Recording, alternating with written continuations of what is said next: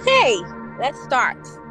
Before we proceed, I would like to confirm if everybody can hear me loud and clear.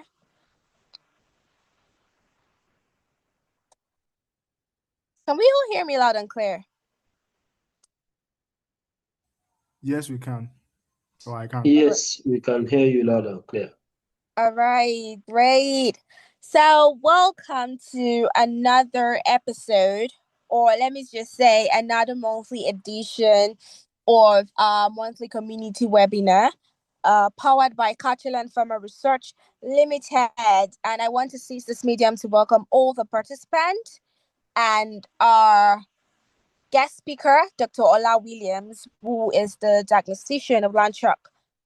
So, before we start, I usually, just like our normal tradition, would love to have like a foundational knowledge. We love participants to have foundational knowledge of whatever topic we're going to be speaking about. So, Dr. Ola, I want you to briefly introduce yourself and your experience in livestock production and veterinary diagnostics. All right, thank you very much. Before I start, can everybody confirm that they can hear me? Am I audible enough? Hello? Yes, you can, but if you can increase the volume a little bit, that'll be fine. Okay, is it better now? Yes, sir. Okay, thank you very much. Good evening once again. I am Dr. Ola Williams, the veterinary diagnostician at Livestock Diagnostics Company Limited, a sister company to Kachelan-Pharma Research Limited. And like I said, it's a huge honor to be here in your midst this evening discussing on pivotal topics that have to do with diagnostics as well as the livestock industry in Nigeria. Now, at Lanchak, our company's primary mandate is to meet the diagnostic needs of our clients and farmers by solving their problems as well as safeguarding public health. Professionally, I personally have clinical field presentation, epidemiology, and laboratory techniques for the greater good of both the Nigerian citizenry and the Nigerian public. Now, at Lanchak, we can confidently brag that since 2024, we have handled and processed almost 1,000 cases distributed across different species, from poultry to aquaculture to ruminants to small animals to swine and even wildlife. And our retrospective analysis has shown us that roughly half of the cases that we treated differed in the definitive diagnosis and treatment regimen compared to the initial or the original field evaluation. So this summarizes the indispensable role that laboratory diagnosis plays in contemporary livestock production economics. So all in all, it's a huge honor to be here once again, and special thanks to everybody tuned in. Thanks for having me. All right, thank you very much, Dr. Ola. Today's topic, or what we want to be dissecting today, is on 21st century commercial livestock production in Nigeria, leveraging laboratory diagnostic testing to optimize performance, productivity, and profit. So, how would you describe 21st century commercial livestock production in the Nigerian context? Okay, thank you very much. Well, at the moment, we can admit that the livestock industry in Nigeria is still growing, although it's undergoing what I would call a structural transformation or a structural transition. Moving from a subsistence-oriented, low inputs system into a commercialized, capital-intensive, and somewhat mechanized setup. And we can see this if we, dig into history and draw from our pre-colonial history, right? our ancestors were largely agrarian in nature. Of course, they had like their own little industries and crafts, but their civilizations were built mostly around agriculture, farming, and raising animals. So, with the advent of colonial rule, we went from being a people that were capable of feeding themselves to becoming net importers of food. And then this has come to show that even till this day, most of our farmers are still largely raising livestock for subsistence. I personally say most of our farmers are raising livestock for survival because they are basically raising livestock to feed themselves, not for commercial purposes. And this can be further exemplified by a report that was published by the Food and Agricultural Organization, the FAO in 2025, where it was revealed that Nigeria's poultry production was placed at about 118 million. But then, of that figure, just less than 25% is under proper commercial management. And the figure for, or the reality for ruminants is actually worse because it's less than 18% that are under a semi-intensive or commercial system. Of course, these are still growing numbers, and then this is not an avenue for us to cast a gloom on the future of the livestock industry. However, we can also remark that there's been a steady improvements, and the transition is still in place because more and more individuals are returning back to livestock farming, and existing big farmers themselves are also increasing their stocking capacity and expanding their flock size. So, and in the midst of all this, there's also been something of a genetic intensification with the introduction of high yielding and high producing breeds. For instance, in the past 20 to 30 years, we've had cases of people introducing breeds like the Isa Brown layers in poultry. For the caprine industry, you have the boer goats, and then for piggery, you've had introduction of breeds like large white and landrace. Now, these breeds, of course, they're exotic, and they've also demonstrated high levels of productivity, and their indices in terms of yield and production are very high and very, very appreciable. However, due to their exotic status, we've come to realize that they find it very difficult to adapt to such a tropical environment like ours, and therefore they've become very vulnerable and susceptible to diseases that are naturally endemic to this kind of environment. And at the same time, the economic demands and nutritional requirements to raise them to their potential have also ballooned as a result. I mean, take for instance, in according to reports by the Poultry Association of Nigeria as well as the Nigerian Institute of Animal Science in 2025, feeding alone constitutes between 45 and 25% of the total production cost in the livestock industry. So, as a consequence, any disease-induced reduction can usually leads to reduced feed conversion ratio, that's FCR, as well as the average dietary gains, ADG. And that in itself directly impedes or erodes the profit margins. And then we can see even in the farming industry or in the livestock industry nowadays, many livestock farmers are just striving to break even because they spend so much on feeding just alone. So this then shows that the transition from subsistence to commercial system has amplified something of a dynamic that has led to diseases getting much more prevalent, and at the same time huge pressure on antimicrobial resistance. Big special kudos to Dr. Blessing Akilabi, my senior colleague at Kachelan, who thoroughly thrashed and examined the topic on antimicrobial resistance. For those of us who were unable to catch that, we can tune in to stay abreast because that subject itself forms a huge framework of what we shall be discussing today. So, it is very, very imperative then for the 21st century Nigerian livestock farmer to adopt a science driven and data informed approach to their practice. And that's one of the key areas in which laboratory diagnostic testing can come in. Thank you very much. All right, thank you very much. That was fantastic. Okay, so what are the most common challenges facing commercial livestock farmers in Nigeria today? And how significant are misdiagnosis or lack of proper diagnosis to these challenges?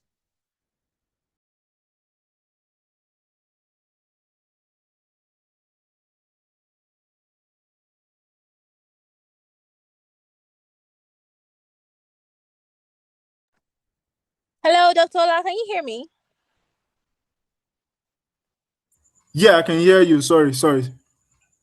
Okay, so I was saying that typically there are multiple challenges. The challenges that confront Nigerian livestock farmers in the 21st century are hydra-headed. There's a myriad of them, beginning with diseases burden. The disease burden of infectious diseases, for instance, for poultry, you have like multiple categories of classes of pathogenic diseases that affect them: viral, bacterial, protozoan, and even parasitic.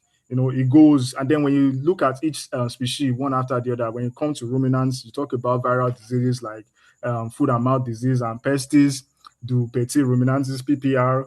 And when you go to swine, or when you go to the piggery section, you have the African swine fever, ASF, which has a very high pathogenicity. And then another challenge that affects farmers is the issue of the antimicrobial resistance. As I mentioned earlier, we have cases in which farmers are reporting a failure of their medications or of medicines or of drugs that they've administered to their flock to elicit a proper therapeutic response. You know, and even there was a report made by the Nigerian Center for Disease Control in 2024 where it revealed that Escherichia coli isolates in poultry have shown or have demonstrated huge resistance or huge multi-drug resistance to some antibiotics like tetracycline and ampicillin. And then we cannot ignore the biting socioeconomic realities that have affected not just farmers, but the whole of Nigeria. Permit me to say this in our parlance. We all know what the current ruling class of Nigeria is putting us through. So you have cases of insecurity, high inflation rates, the rising cost of raw materials and feed materials. We have the lack of infrastructure, hike in fuel pump price, hike in the price of petrol, and many others. And then, of course, we cannot but remember the issue of the lack of knowledge and technical know-how as well. We have cases in which farmers do not have an idea whatsoever on how to, properly observe or look out for clinical signs in their flock. Farm attendants who don't know how to collect samples or who don't know how to administer vaccines. So these are all challenges that confront Nigerian farmers, especially farmers in the livestock industry today. So, and we are looking at a scenario in which some of them can be solved and alleviated so we can have a boost in our production and profitability rates. Thank you. All right, thank you very much. I like that you mentioned technical know-how. So that will bring me to asking this particular question. So why do many farmers still rely on guesswork instead of proper laboratory results or testing? All right, thank you very much. Some of the reasons are actually very funny, if I may say. I feel like this is not to disparage, or this is not to cast any aspersion to any Nigerian farmers in the chat. I kind of believe that a lot of our farmers are actually overconfident. Overconfidence in the sense that they think they know it all. They think they know the alpha and the omega, the beginning and the ending of every single disease outbreak that happens on their farm. So many of them don't see the need, or they don't see the reason to send samples to the lab or to send carcasses to the lab for further examination. And then there's also the problem of the economic perception, being penny wise and pound foolish. Many farmers would consider that, okay, spending a certain amount to send samples to the lab for processing, why don't I just use that amount or use that money to buy drugs and start medicating? But the problem is when all of those systems or when all of those practices fail, they come back running to the lab again. And at the same time, they've lost resources, they've lost time, and the disease is not being solved. So that's a systemic failure already staring at them in the face. So that's another challenge. Also, a fundamental challenge that farmers that we also encounter is the lack of geographical access. As I speak with you, almost half of all the laboratory diagnostic centers for veterinary medicine, almost half of them are located in the southwest. Even for my company Lanchak, or for our company Lanchak, we've gone as far as delving beyond or veering beyond the southwest to attend to farmers and clients because there's not enough of us around. So there's only a small fraction of us to service such a huge and bustling population of the livestock industry. So that is also another issue that causes farmers to rather rely on guesswork or assumptions to treat their diseases because many of them feel like there's not enough vets or there's not enough laboratories to tender to their needs. So that's a huge concern as well. Okay, thank you. So as a diagnostician, I want to know, what are the common diagnostic tests relevant for poultry and livestock farms? Sorry, can you come again? I didn't get that. I would like you to share the common diagnostic tests relevant for poultry and livestock farms. Okay, yes, and I would answer that question by making it very clear that some of these tests are basically what we do at Lanchak Diagnostics Company Limited. They range from post-mortem analysis as well as antibiotic sensitivity test, that's PMAST. We perform full blood count and hematology. We perform feed and water analysis. So we are talking about the feed microbial, the aflatoxin analysis, the water microbial analysis, and the water chemistry. We perform DO chick screening. We perform fecal analysis, we perform cell monitoring. We also ascertain vaccine potency. We also perform hygiene audits, internal and external. So it's a variety, it's a myriad of different tests and examinations that livestock farmers can leverage on with the diagnostics laboratory. So there are quite a number of them, and we run them all at Lanchak Diagnostics Company Limited. Mm, great. So, how often should farmers conduct routine diagnostic checks? And what practical steps should farmers take during disease outbreaks? Okay, thank you very much. One of the ways in which farmers can ascertain the health status of their birds using diagnostic tests is by creating something like a calendar or a schedule for them to know when they are going to present samples to the lab for analysis. For instance, if we are talking about cell monitoring, it's already expected that farmers typically would already have like a vaccination program for their flock. So they know how they would maybe 2 weeks after they've vaccinated for against a particular disease, they'll present serum samples 2 weeks post vaccination so we can perform serum monitoring at them. And at the same time, I would like to introduce an initiative in which we can have something of a quarterly diagnostics audit. This is like a system or an initiative in which farmers would have a program of running an audit of the cases and diseases that they've treated every quarter of each year and knowing the progress of how the presentation of these diseases happen on their farms. So that's also another key way that can also as well be implemented. Then another thing they can do themselves is by ensuring that they pay special attention to their flock at every point in time, observing physically and critically any likely changes or manifestations of clinical signs that might be out of the ordinary in their flock. That's also a very key way of understanding and knowing what to do or when it is time to run diagnostic analysis. Now, when it comes to whenever they are confronted with a clinical case on the farm, one of the first things they do, just like I mentioned, is by observing critically and isolating the animals that are presenting some level of morbidity from the rest. Another thing they can as well do is by collecting the relevant and the appropriate samples. And then they consult or they escalate to their veterinarian or to the diagnostician and arrange for these samples to be transported to the laboratory. And once the results come, they take their time to critically analyze and perfectly understand the interpretation of these results so they can start implementing the treatment regimen. And then they follow the treatment regimen and give updates on progress reports so we can know if there's been an improvement or there's been a somberness in the administration of the treatment. Thank you very much. Okay, thank you. It's been an amazing session so far. All right. Dr. Ola, I would like to know if you could change one thing about livestock health management in Nigeria, what would it be?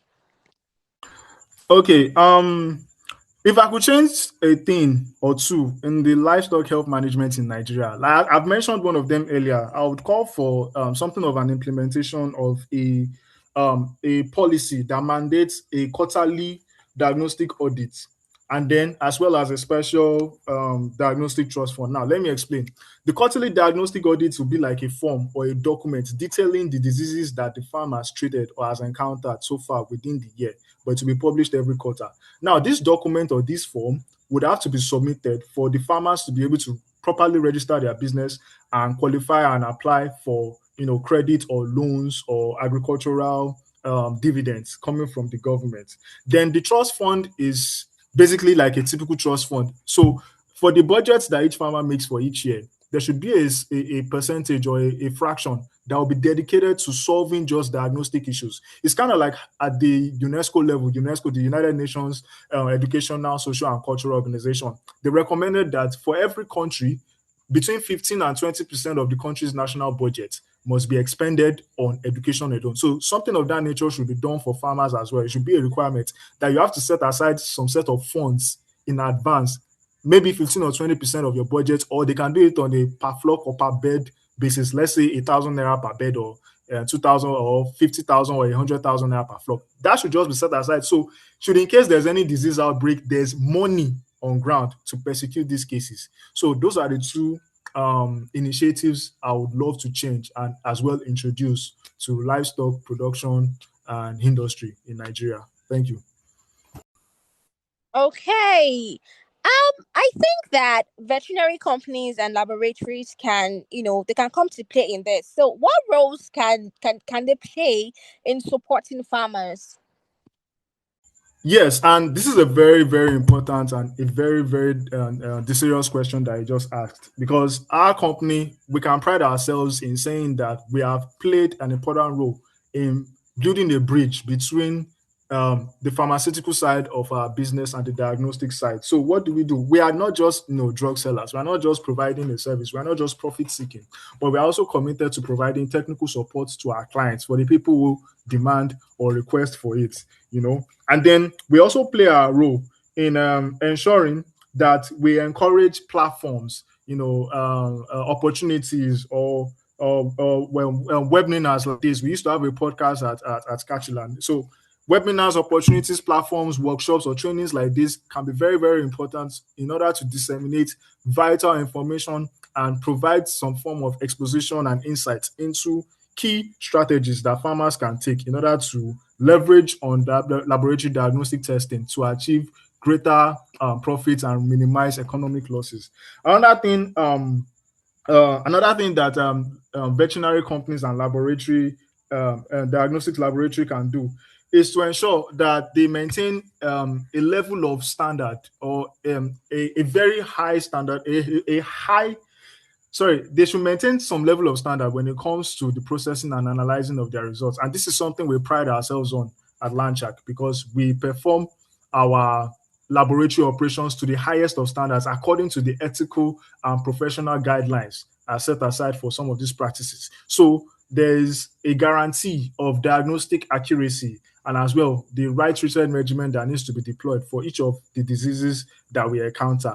And at the same time, we also do an excellent job in ensuring that we perform proper follow-up with our clients and understanding the prognosis or the updates of the disease condition that they are currently treating.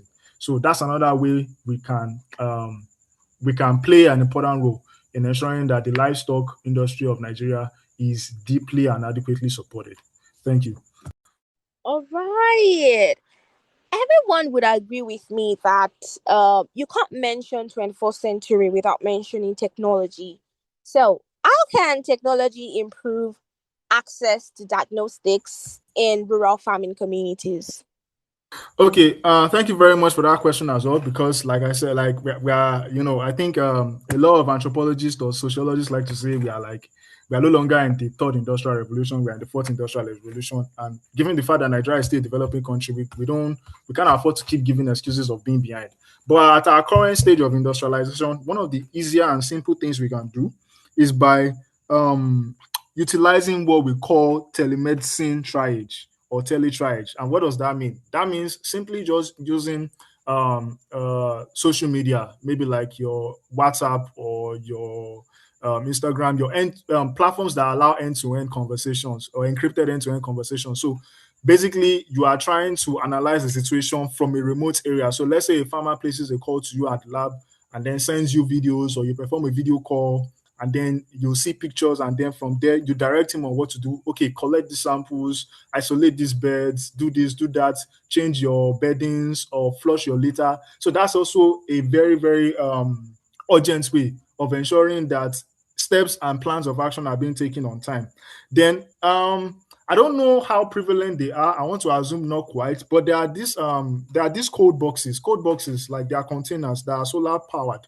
They can be used, and I feel like some other African countries, because I saw a video of it in Gabon and in Cameroon recently. They use these solar powered code boxes where they store samples and then they transport them from like the rural communities in which the farm are located to the urban centers where the labs are located. So the cold chain of these solar boxes help to maintain the viability of the samples, typically blood, serum, saliva, swabs, or even feces. So they maintain their viability pending the distance between they arrive, pending the distance from the rural communities the farm are located to the urban centers where most of the laboratories typically are.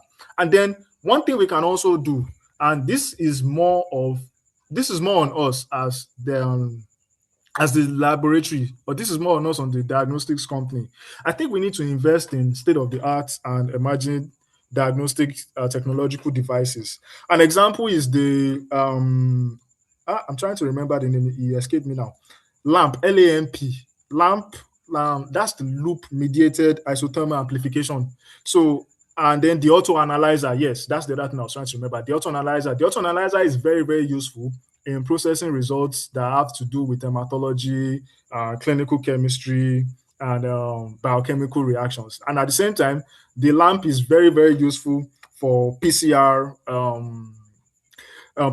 analysis. That's polymerase chain reaction. That's for the genetic side or the genetic basis for some of these disease conditions that we're talking about. And the beautiful thing about some of these devices is that they have a very fast turnaround time. So typically, they take less than an hour of turnaround time to function. And another thing is they can process multiple samples at the same time. So that's different from, imagine you have to deal with a case of hematology. That's totally different from having to manually prepare smears and then stain and then look under the microscope and then start counting manually.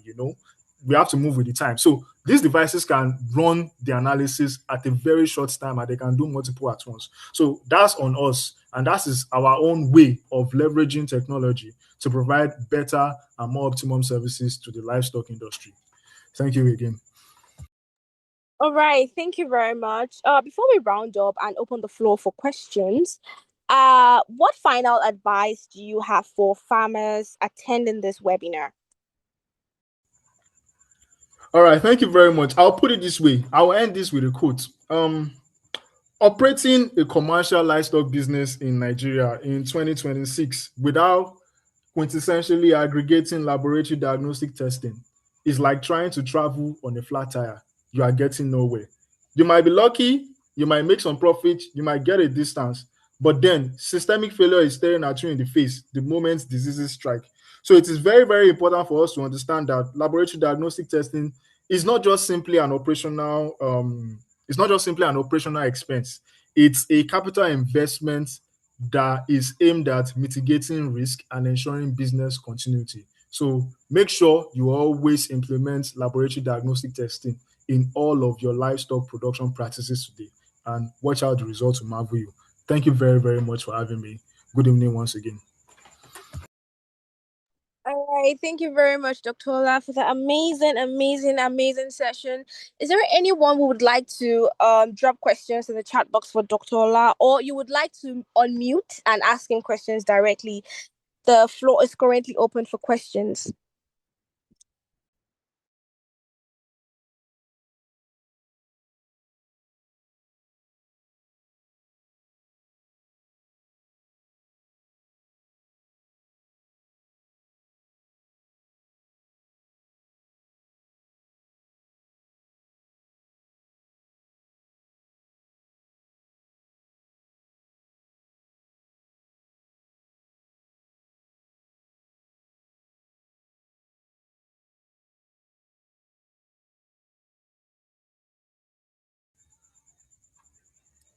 Hello, everyone. You are free to ask your questions, or if you have any, even if it's not a question, let's say it's a comment or a remark or a contribution, or even if it's a criticism or a disagreement, you are free to put them forward.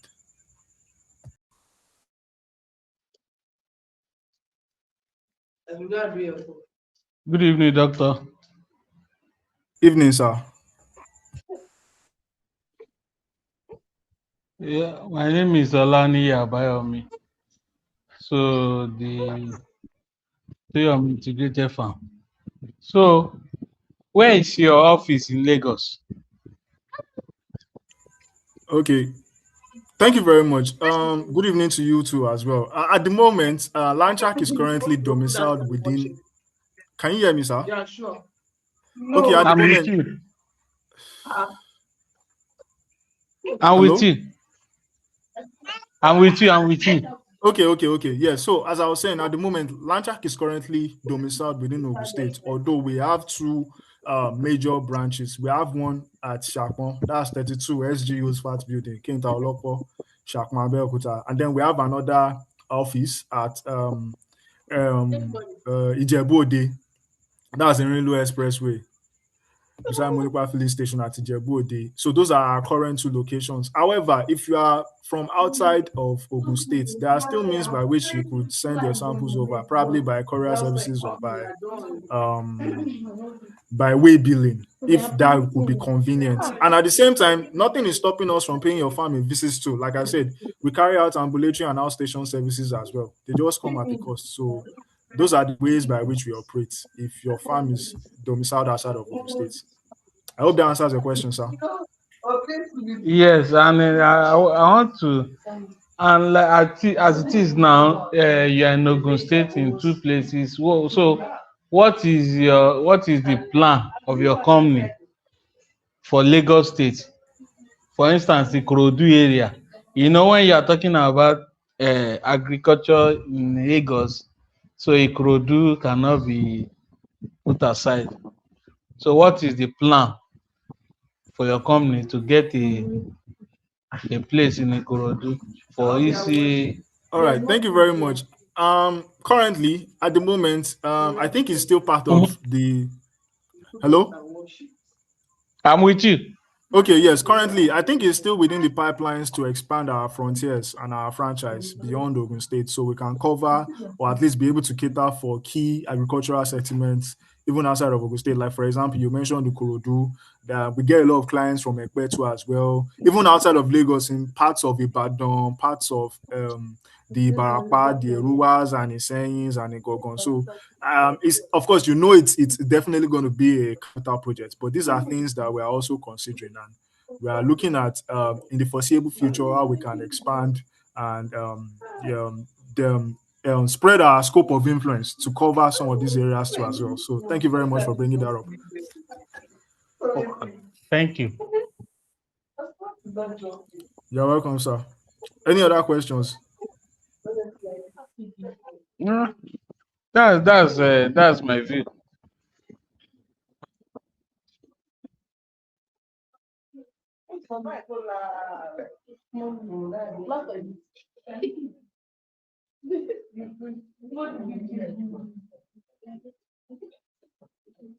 Hello, doctor. Does anybody else have any questions? It doesn't even have to be Hello, questions. doctor. Hello, sir. Sorry for bothering you. Let me ask. I want to ask some a silly question to say. Go ahead, sir. As a layer poultry farmer, how often should we give our layer multivitamin, Sorry. antibiotics? Is it is it a proper thing to have a routine drugs every month, like No, sir. Simply antibiotics, put, giving simple them answer, one? no, sir.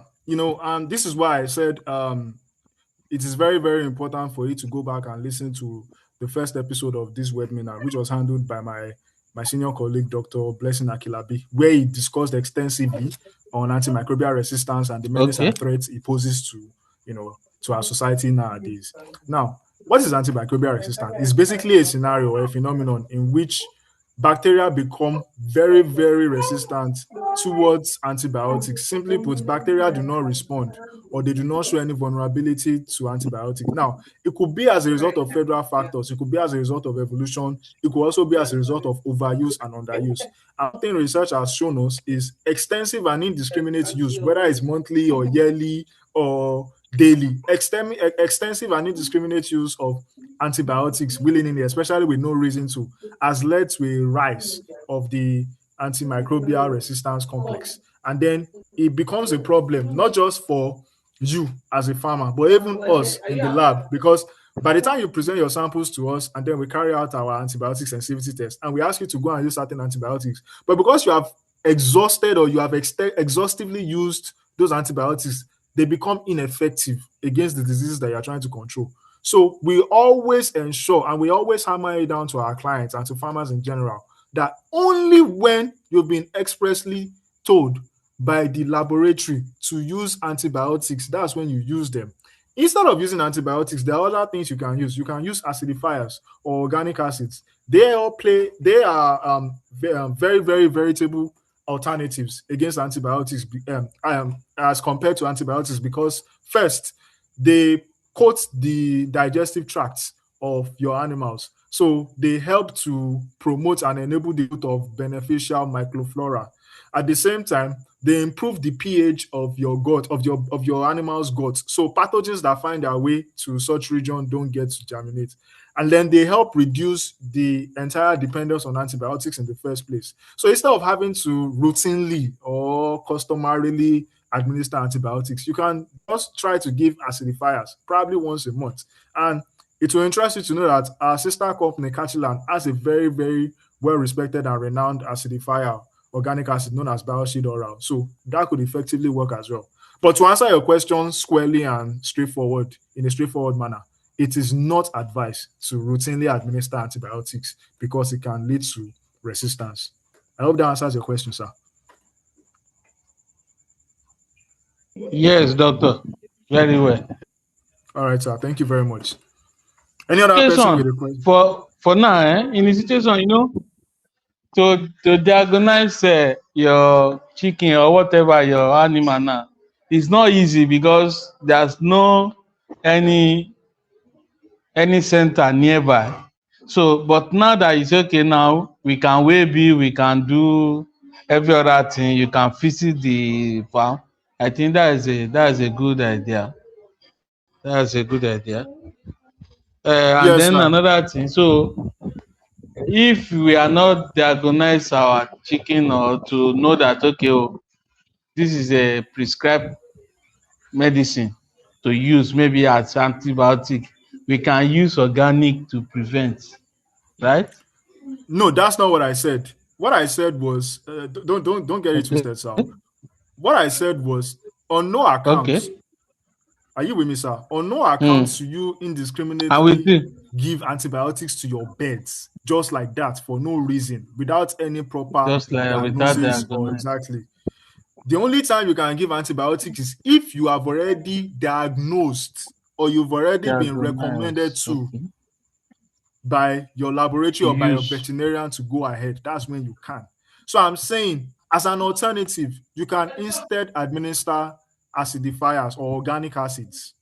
And I made mention of the fact that our company produces one of the best organic acids right now out there, Bioshield Oral. It works effectively. Ah, Yes, it works effectively to acidify or to improve the pH of your livestock's gut system. And at the same time, it enables the growth of beneficial microflora. Beneficial microflora are like the microorganisms that are naturally found in the gut of your animals. So it enables them to grow naturally and prevents the harmful ones from growing. So that in itself is a mechanism and a strategy to effectively reduce your dependence on antibiotics because over excessive use of antibiotics leads to resistance, and resistance connotes greater economic losses, and we don't want you to suffer losses. So, except you've been expressly mm, recommended to, do not administer antibiotics. Do we get that, sir? mm. Yes, sir. I get. Yes, sir. So this year product that you just make mention now. So where can someone get it? Hello, sir. Can you come again, sir? I didn't hear the last part. I didn't hear what you said. I said the amplifier you mentioned now, the as in your sister company, their products that you just make mention now. So where can someone get it? Or how can I Uh, get it? Dr. Ola, Okay, you can get the products at vet stores around you. They are all over the market and they are Dr. very, Ola, very easy. Sir, Okay. yeah, I think I Okay. should chip in. I should come in here. okay, sir. Thank you very much, Mr. Bayomi, for coming around and making some contributions.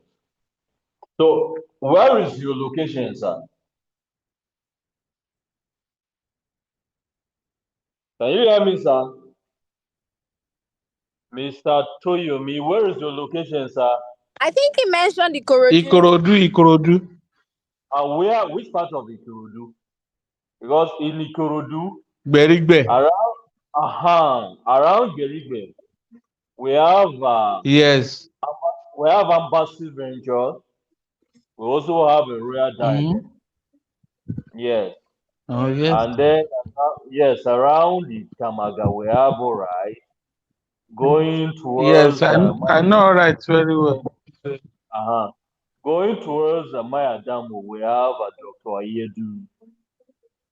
At Sabo, we have Alright again, and towards All right. Ogunfunyo, And a unique. Okay. exactly. So you can have products from many of these outlets. Thank you very much. Okay. No problem. Thank you. Thank you very much, Mr. Fidelis. Any other questions, please? All right. Well done, Dr. Ola, for your lecture and your exposition. I just want to maybe you should enlighten the farmer more. You made mention that they can use biosheet. I hope I'm audible. Can you hear me? I Yes, can hear ma'am. you now. All right. So, like you mentioned that they can use bioshield, like or any acidifier or organics that you want them to use. So, are you saying they can use that however they wish to, or they still need prescription, or they have to wait for a certain period to use that type of like that acidifier that you mentioned?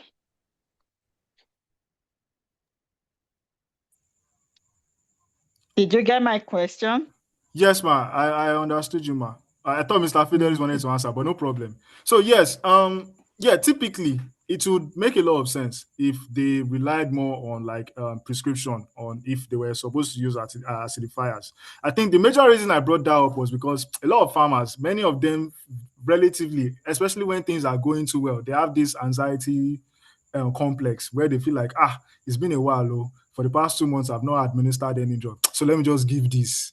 You do you understand me now? So let me just give this certain antibiotic so that they can be covered. And I was trying to discourage that if I thought they want to administer anything whatsoever, like if they feel like they just need to enhance or promote the gut health of their birds, they can just administer acidifier. Of course, it can also come with a recommendation from the veterinarian or from the diagnostician as well.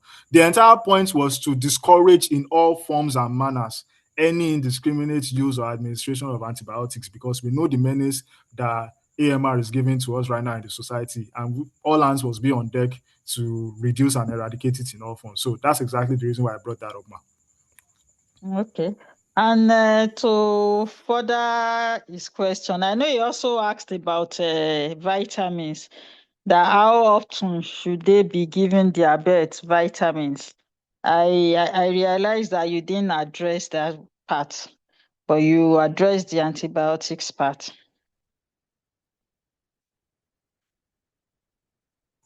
Hello, ma. Sorry, I didn't hear you towards the end, ma. Can you please repeat? Okay, I I'm so said sorry, ma.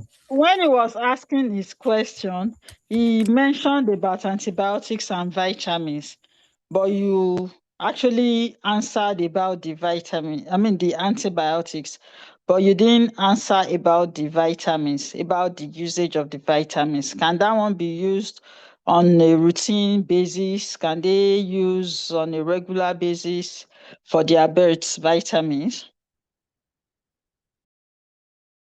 Yes, yes, vitamins, provide a lot of support and supplementary immune boost to birds. So they can be used in periods in which the birds are experiencing probably stress, probably due to adverse weathers, or in times where they are molting. Molting is when the birds are shedding off, especially it's very common among layers, when they are shedding off like their feathers in order to grow a new one. So that can be done routinely. I don't think there's any risk factor associated to administering multivitamins. But that doesn't mean they should administer it willy-nilly. Oh. What I'm basically saying is it can be done just to boost or enhance the immune system in cases where they are noticing that the birds are stressed, or perhaps when they notice the birds are undergoing molting as well. Then it also helps to there are also indications, or there are also other benefits depending on the type of vitamins that are being administered in cases where they need to boost egg production,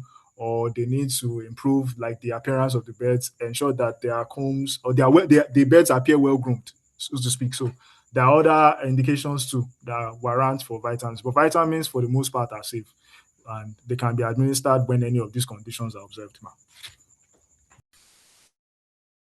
Thank you.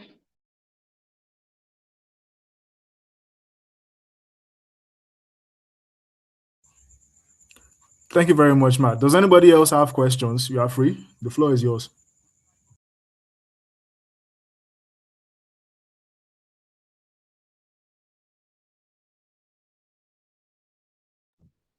All right, thank you very much, Dr. Ola. We have 5 minutes left to the end of the program. Is there anyone else to ask Dr. Williams question of the webinar for tonight?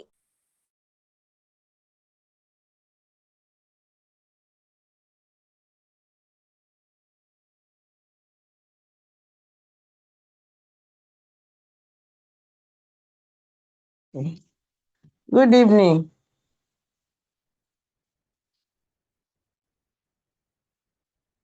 Good evening, ma. Okay, good evening, ma.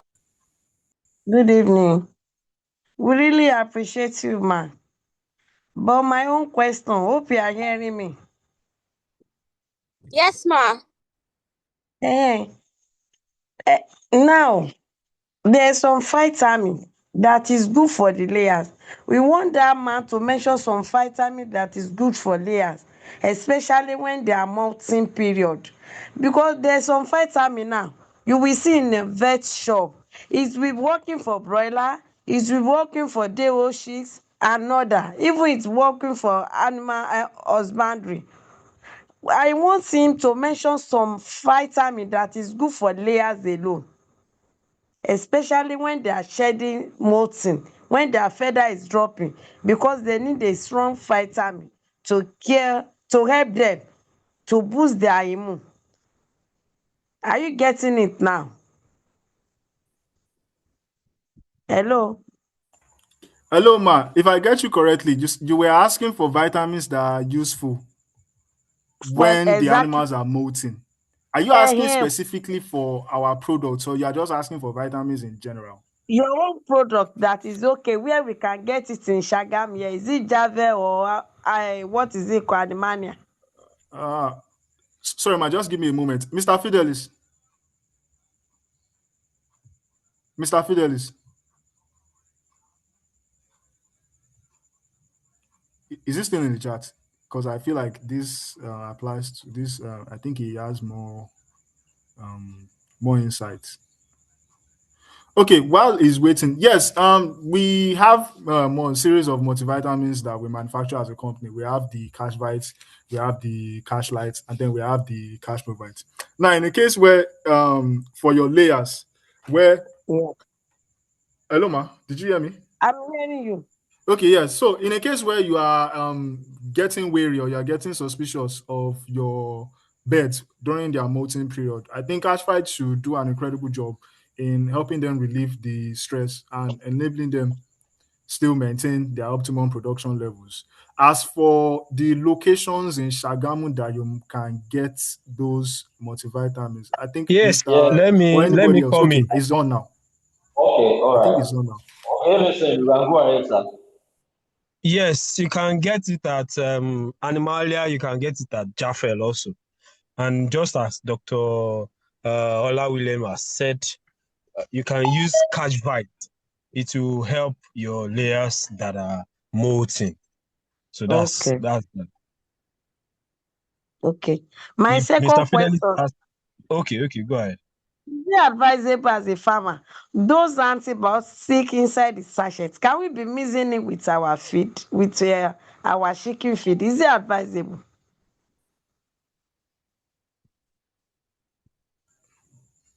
Hello? Hello, ma. Hello? I So said you as a farmer. okay? You're asking if those feed-based antibiotic can be aggregated with your chicken feed, Abby? Yes. Hello, ma. Yes, that's exactly the question I'm Okay. asking. Okay. Yes, ma. Like we mentioned earlier, we are in an era of antimicrobial resistance. Antimicrobial resistance is a condition or a situation in which antibiotics do not elicit proper responses against disease infections when you administer them. And part of the thing, hello? Hello, I'm hearing you. Okay, I thought somebody interrupted. So as and part of the things that causes this resistance to come to play is usually misuse or excessive use of antibiotics. Now, I Yes. do understand because I actually worked on this during my undergrad years. I do understand that there are some. Was somebody speaking? I'm No, listening, sir. Okay. no, we're listening to you. So I do understand that there are some feeds that already come with probiotics and antibiotics and all of. The most important thing is the goal essentially is to reduce and minimize except in required instances. The goal at the end of the day is to reduce to the barest minimum the need for antibiotics or the need for administration of antibiotics, whether you are administering in water or you are aggregating with feed. So I do not recommend. You just administer your feed normally and Oh, practice your typical husbandry. That's the point. oh, okay. Thank you, sir. Hello, Doc. Hello, sir. Good evening, sir. Hello. Hello, good evening, sir. Okay, good evening, everyone, please. Well done, Dr. Ola. To Thank you. buttress what you just said, ma, Okay. adding antibiotics to feed is not a good advice for poultry because if you Okay. observe very well, there is majority of the antibiotics we'll be using, they are water-based antibiotics, be it liquid or powder. They will tell you to use a so quantity per liter Uh-huh. of water. And some are You understand, written, ma? there's some Some that are written. are written that you calculate based on the weight of the animals. Now, for some, like oxytetracycline that can be added, that they can tell you to add to your feed, what happens is, Uh, like he just said, the use of antibiotics has to be based strictly on recommendation. And for poultry, if you observe very well, there is no way your poultry will eat and they will not drink water, except the water is very hot or extremely bitter. I don't know if you okay. get me, ma. So I'm getting, if you still administer that water, if you still administer the drug into your water, they will still take. Probably provided they eat the feed very well. So mm, the necessity of taking the drug by feed or so may not be there for them. okay. Thank you. Okay, thanks, sir. Thank you very much, doctor. Any other questions, please?